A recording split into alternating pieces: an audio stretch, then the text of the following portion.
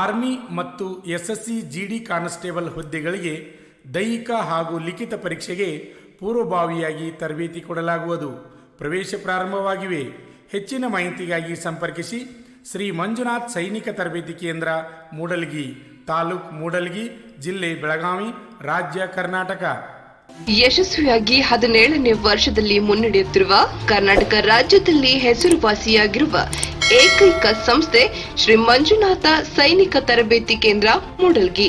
ಪುರುಷ ಹಾಗೂ ಮಹಿಳಾ ಅಭ್ಯರ್ಥಿಗಳಿಗೆ ಆರ್ಮಿ, ಪೊಲೀಸ್ ಹಾಗೂ ಡಿಫೆನ್ಸ್ ಫೋರ್ಸ್ ಹುದ್ದೆಗಳಿಗೆ ದೈಹಿಕ ಹಾಗೂ ಲಿಖಿತ ಪರೀಕ್ಷೆಗಳಿಗೆ ಪೂರ್ವಭಾವಿಯಾಗಿ ತರಬೇತಿ ನೀಡಲಾಗುತ್ತದೆ.